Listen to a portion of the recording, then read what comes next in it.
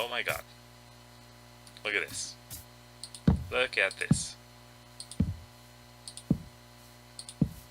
Ah! Hello everyone. Welcome back to Dad Plays Minecraft. I'm JD, and this is another episode of Minecraft Odyssey. And as you can see, I have pants, which is great. So, today, I really do need to get to work on that wall. I need to finish that. But, in the meantime, I'm going to do a little bit of talking. You see, before I asked if you could ask me some questions, especially while I'm doing grindy things, which really doesn't happen too often. Well, shouldn't happen too often. But I just like some questions to fill in that time, and you get to know me a bit better as well. So, since I am going to be cutting down some trees, I would like to talk a bit about one question.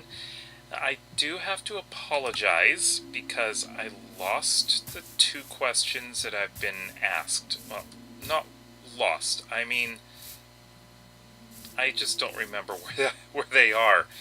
It's possible that they're on a comment on one of the videos, or it was asked to me on Twitter. But in any case,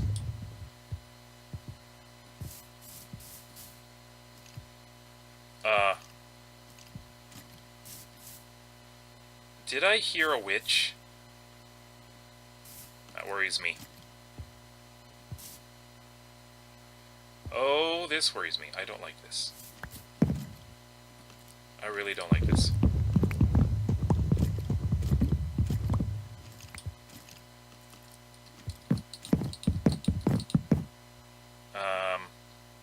Where is that skeleton? That's one of the things that worries about me in these forests. There's so many places for skeletons to hide.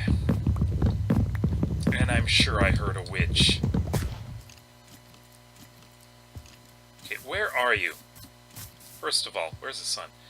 The sun is going down, isn't it? Oh, I hate this. Oh, jeez. I can't see where it is. Okay, the sun is going down.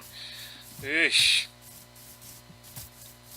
So, as I run back to sleep, I would like to mention, well, I'd like to say I do remember the basics of one of the questions.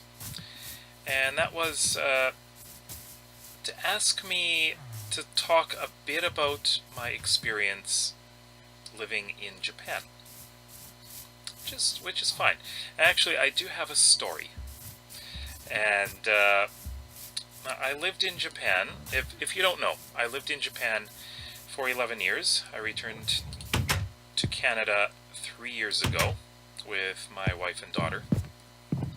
The reason why I'm called Dad Plays Minecraft is I am a dad of a girl who plays Minecraft. And so, what happened was, it was, I believe it was a Thursday. So it was the morning. It's not the morning. I was teaching English. I was just going through the day normally, and at exactly 3:26 p.m., I remember the time, because there is a book out. I had a chance to contribute to it, but I didn't, which is unfortunate. I really should have. But that book talks about the experiences. So in 2011, there was a big earthquake. Now, you may have heard of it. It's only the fourth largest earthquake in recorded history. Well, I should say fourth largest recorded earthquake. It's depending on the scale. Now, we don't use the Richter scale anymore. It's not precise. but it was magnitude 9.0 or 9.1, depends on which agency you're talking about. But needless to say, it was big. So I was teaching, it was 326, and suddenly everything started shaking. I had a student, she put her hand on the wall, if I remember correctly, which was, whoa, something was on fire over there.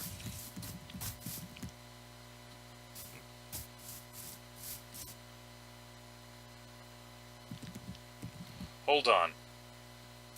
I heard the voice of a pillager. I don't need that right now. No, no, no. If the pillagers are gonna come now, I need to leave them alone. Ooh, I'm not ready. Let me go into the forest over here a bit. Anyways, I'm starting to get a little paranoid about this. So I was teaching my student. I'm pretty sure she grabbed the wall. And I've been through a lot of earthquakes before. That was no big deal. I've been through earthquakes, and we just carried on with the lesson. This one was different. The shaking got far more intense, and it wasn't stopping. Usually earthquakes stop within about 30 seconds or so.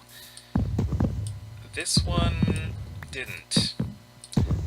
I opened the door, because you don't want to be trapped in a room during an earthquake. And, well, I guess I could say the doorway is not exactly the most sturdy of all the... Well, you're supposed to stand under a doorway that is very strong, but this one wasn't. The main door of our school, which was on the 4th floor of a building, of an old building, I should mention, which is why we were so nervous about it. We didn't want to stay in the building. Well, I, one other teacher, 2 students, and the school's manager decided it's probably better to leave the building because it's not the best building to be in. Keep in mind, this is Japan, where earthquake-safe buildings are very, very good. This was older. This is before the modern rules were in effect. And, ooh! Well, that's a big drop. Okay. Let me just quickly take a look down there. I want to see what's down there. Oh. Yeah. So, we decided we're going to get out of the building. Of course, we can't take the elevator. That is dangerous. Elevator could stop and we'd get stuck in it. And there's going to be a big problem with, let's say, the elevator falling. We could die. Simply. Yeah. What is down here? Looks like there's a cave there too. Wow. Oh, it's a cow. Oh, jeez, I thought that was a pillager for a moment. I mean, that's not safe.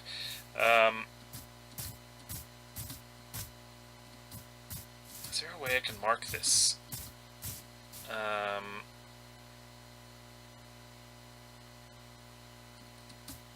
It's not so difficult to get to. Let me just put a couple of torches here, just so, you know, let me know it's there. Yeah, so let me continue.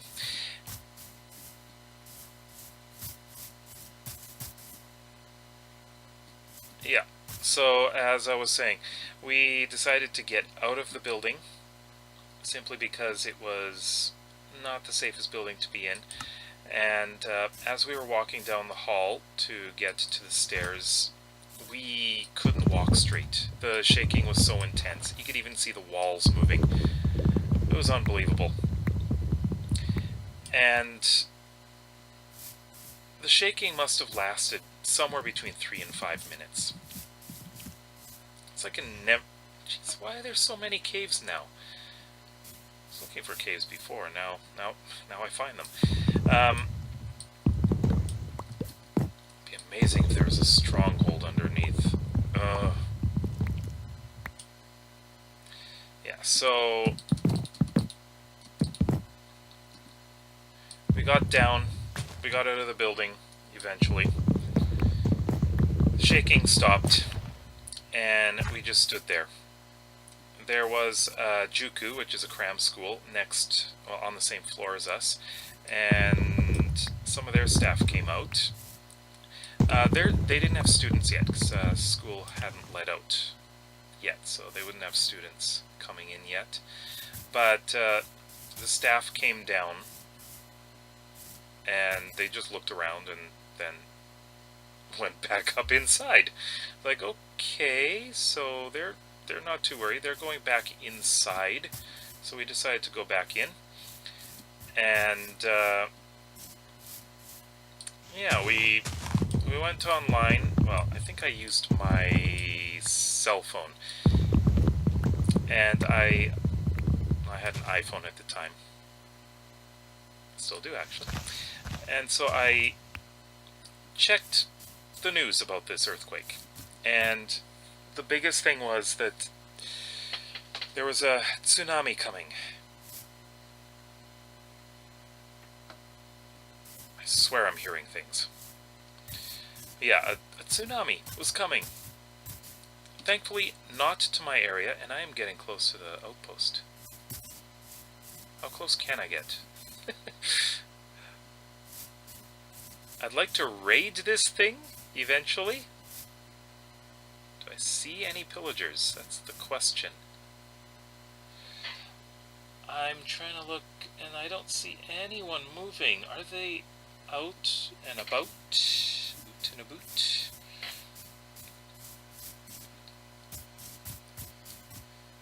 Yeah, so there was a tsunami coming to the east coast of Japan. I'm pretty sure you've heard of it. It turned out to be absolutely devastating. Killed, I don't remember the number, 20,000, 15,000 people. A lot of people died. And here I was in the Tokyo area, which was relatively safe, but we had liquefaction in the area. So basically the ground was seeping water right through it, and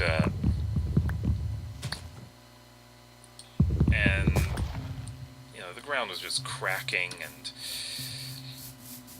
it was, quite frankly, at the same time, one of the scariest things and one of the most fascinating things I had been through.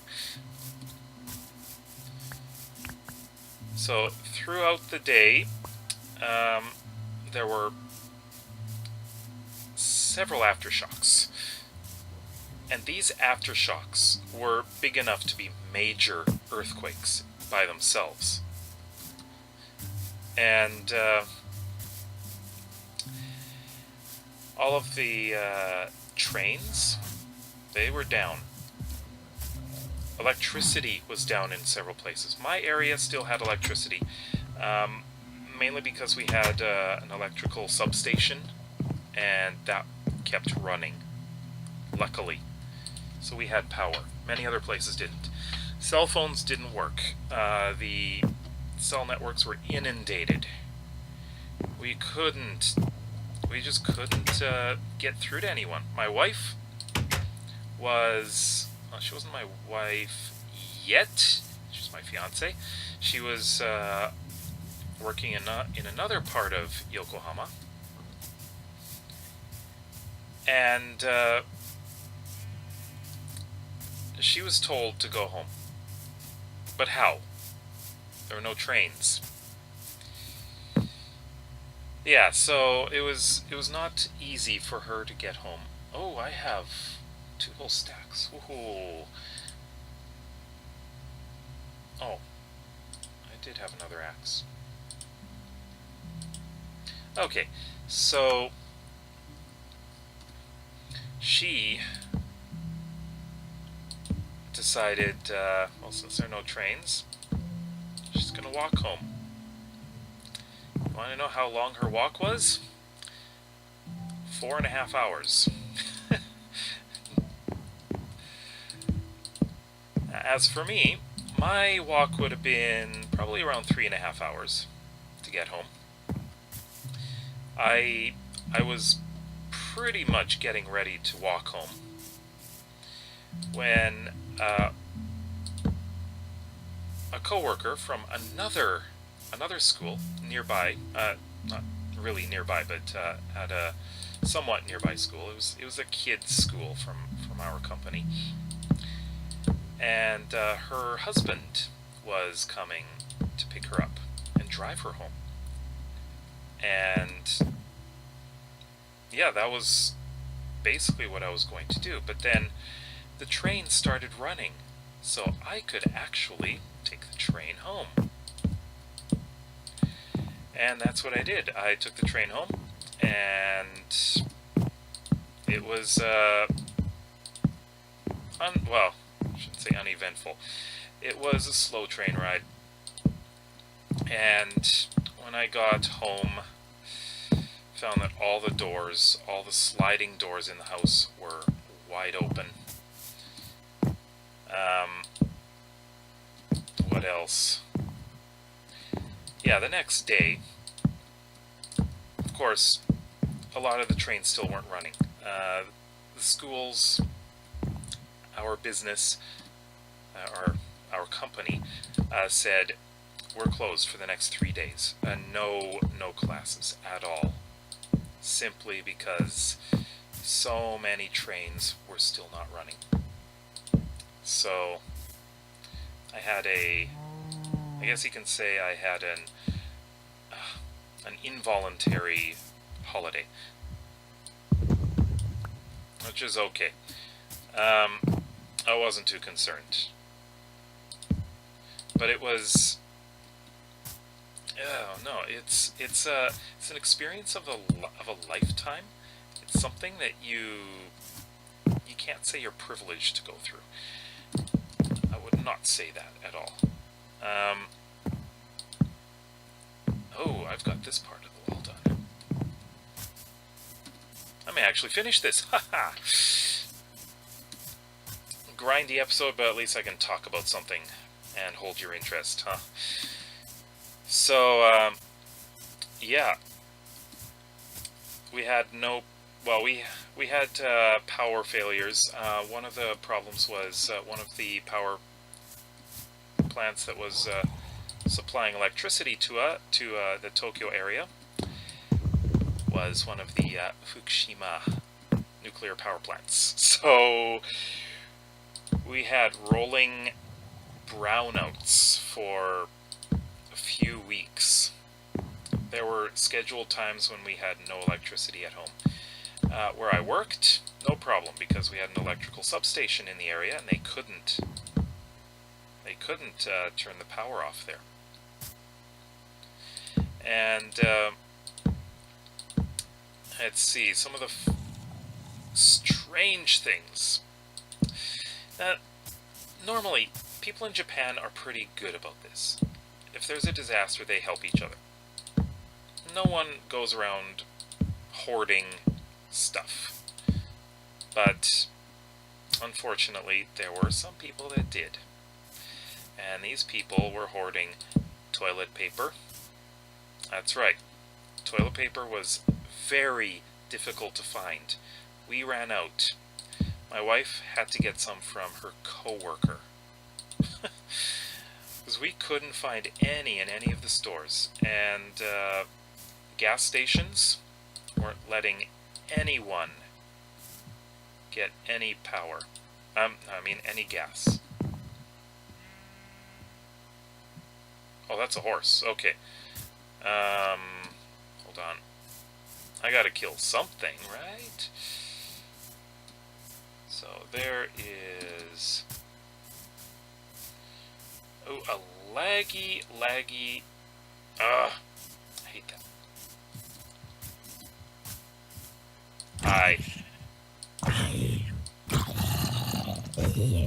Thank you. Although I didn't need that. Okay. So I am outside the walls. Whoops. One thing I was going to do is cut these trees down, because things keep spawning around them.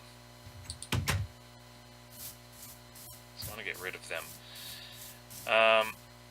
There's no spruce in there, which is unfortunate. No mobs in here right now.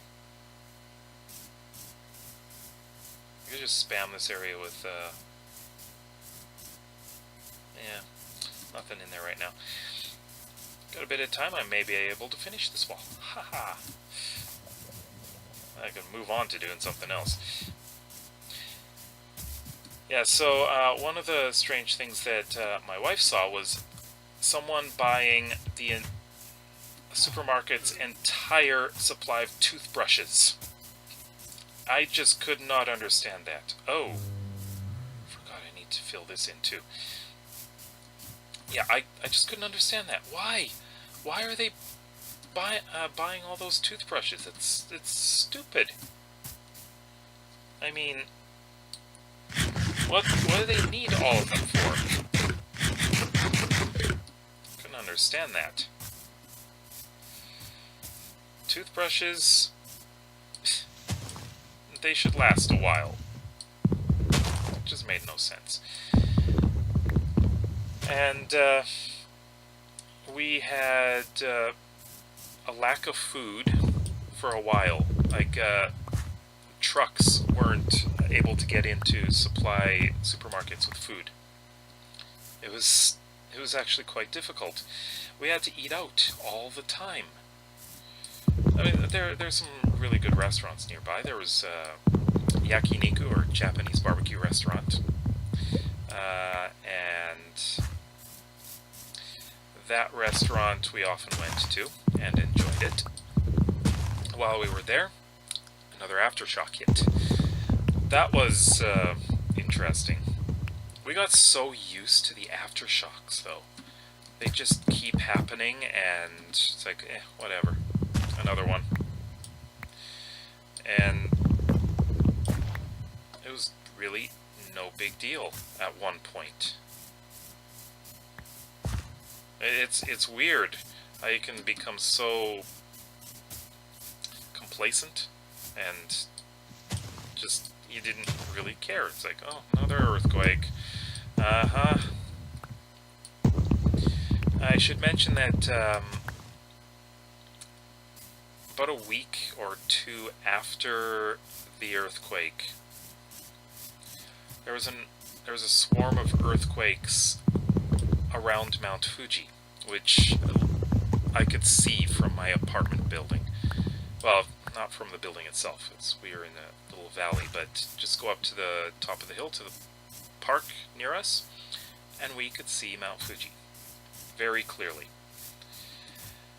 And yeah, so there was a bit of an alarm there. People were worried that Mount Fuji was going to erupt. Yeah. When it does finally erupt in the future, it's going to be a major, major problem for the Tokyo area. On the other hand, 2 months ago, my family went to Japan, and I think I mentioned that in another video a while back, and we visited a place called Hakone. Hakone is a very popular hot spring resort area inside the caldera of a volcano. Yeah. A week ago, they raised the alert at that volcano that an eruption may be imminent. So, just 2 months before, I was inside that volcano. And now? Oh, jeez. And now there's a possible eruption going to happen there. And I mean, it's a beautiful area. You really don't want an eruption to happen in there. There's so many interesting things in there. But the possibility of an eruption is there. Yeah, unfortunately. But that's what you get in a place like Japan, right? Oh my god. Look at this. Look at this. Ah! Oh my god. Let me get inside. Oh, that didn't damage me at all. Oh, and then there are a bunch of, oh god. I'm gonna repair that wall now.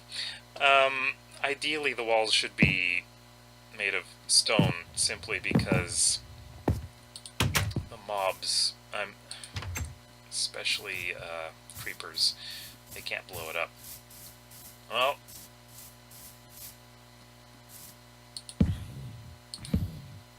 where are you? Oh, over there. Okay.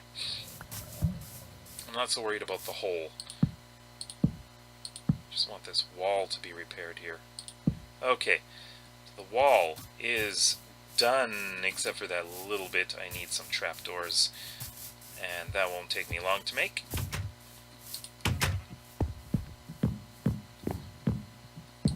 Okay, so I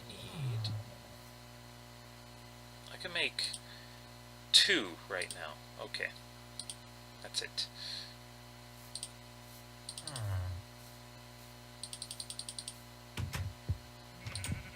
And I just need... There we go.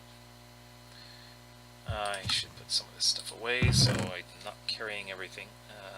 Potion of healing I'll keep. The glass bottles, put away. Oh! I already have. Ugh. Well, that's silly. I already had the trapdoors. Uh-huh. Great job. So I don't need to carry cobblestone or sandstone. Rain.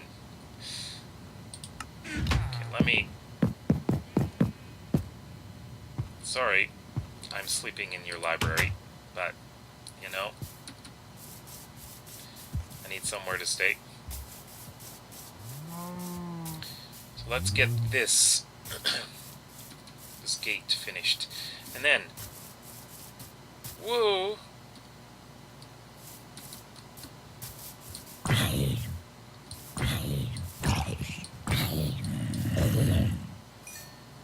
All right. Nothing else out here, huh? Okay, I need to get this all done. And... nothing around. Okay. I think... next time, I'm gonna have to go after those pillagers, don't you think? I think so. And... whoops! No! You kidding me?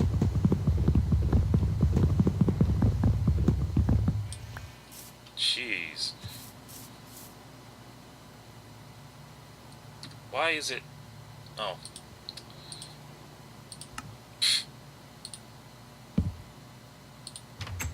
And we are done, except I would really like to light up the outside. So, put this, put one there. Close that. I'm just going to run to the other, ow! Run to the other one so I know exactly where the doors are. right there. And the other one over here. It's only a 2-high wall, but that's all it needs to be. That'll keep the pillagers out. At least I hope so. The only issue is if they can see the villagers over the, like, if they're up on a hill, then they can fire inside. And if they find the doors, they can walk in. Meh. Yeah. Oh well. Alright. Well, it's rainy, which kind of sucks, but hey, whatever. But we're done. We finished the wall. Woohoo! I think next time I am going to go on a bit of a raiding expedition and see if I can get a crossbow from them. I think that'll be fun. Might even trigger a raid. Oh, I don't know. We'll try not to. We'll just stand here by the hole created by that creeper that almost killed me. It was okay. But, let me know. Should we go to over there, go to the pillager outpost and raid them? Let me know in the comment section below. If you like this video, then give it a like. That really does help my channel grow. And if you want to see what happens next, then please consider subscribing. So I'll see you next time.